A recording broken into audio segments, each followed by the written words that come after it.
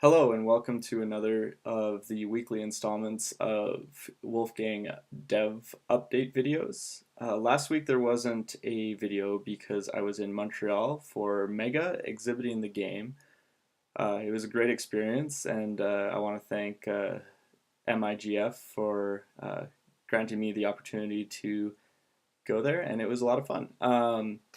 This week going to be focusing more on technical stuff.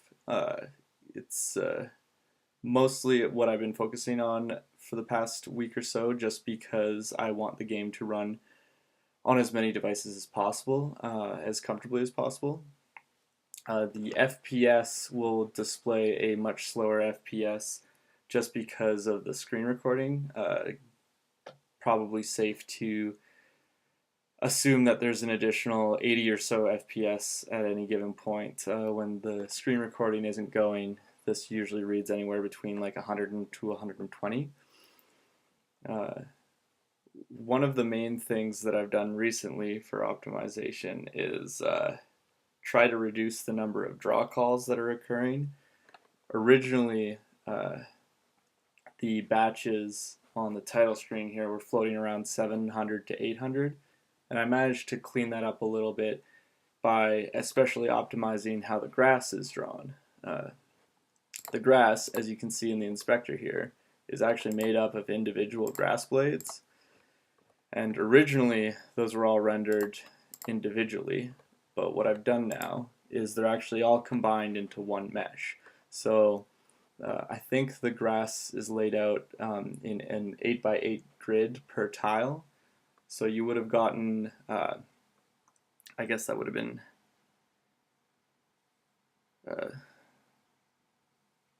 64 individual objects per tile, which starts to add up really quickly in terms of the number of draw calls that are done. But now, as you can see, because it's all batched together, I'll open the frame debugger and see if I can find a grass tile. Whoops, it'll be down lower.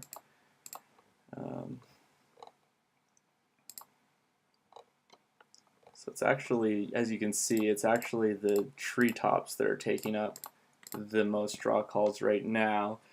I'm not quite sure why some of them are being batched and why some of them are not, but as far as the grass goes, it is, oh, you know what, it'll be in the, there we go, yeah. So you can see it's all handled, each tile of grass is all handled by one draw call. So that makes things a lot more efficient. So that's what brings things down from like 700 batches to about 254. One of the nice things about getting the opportunity to exhibit the game at Mega was that I got to watch a lot of people play Wolfgang for the very first time. So they actually gave me a lot of insight into how someone would intuit the controls and how that sort of differed from what the controls actually were. One thing that I found is that a lot of people wanted to navigate to enemies or locations that were outside of the target range that's highlighted here. So they'd click on a tile outside, and the default behavior was to simply deselect the character and then move the camera to that position, because I had assumed that if someone was clicking outside of the movement range, that that was sort of what they intended to do, was to look around like this, when in reality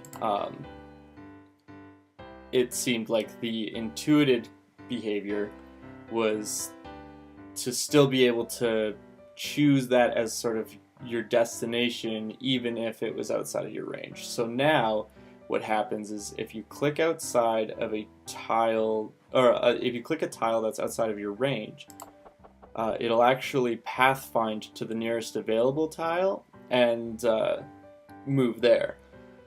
Also, another thing I noticed was that a lot of people were, especially when they were just learning the controls, were accidentally misclicking or choosing the wrong tile or misunderstanding where they wanted to go. And I figured it would be nice to have, and this is pretty standard for these types of games, the ability to undo a step. And it even works in increments. So if you are the kind of person that like moves more than once per turn, you can actually take several steps back. So you can click on the tile within the range, or you can click outside the range and it'll pick the closest available tile.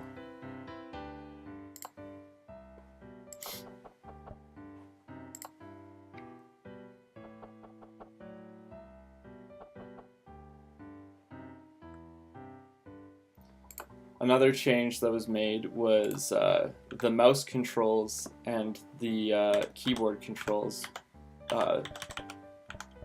People were kind of fussing with accidentally tapping the mouse and disabling the keyboard controls, and it was just not really intuitive how the hybrid controls were working, because the keyboard controls rely on the you can see the selected tile with the box there, whereas the mouse controls are based on the highlighted tile that the mouse is hovering over.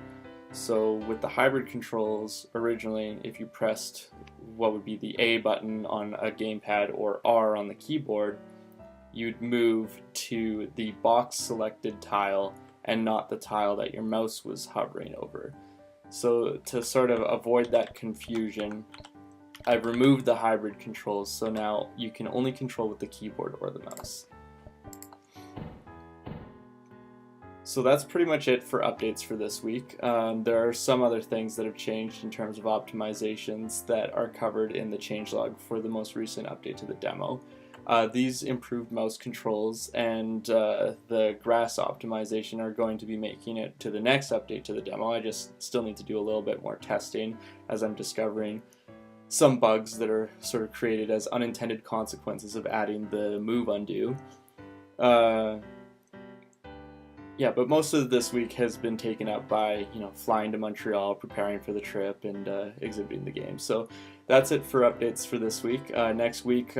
This week I'm going to be working on actually implementing the store system so that you can spend the coins that you've earned completing bonus objectives and spend them on clothing items. So working on that implementation, and there will be a few more clothing items to show off for the next video.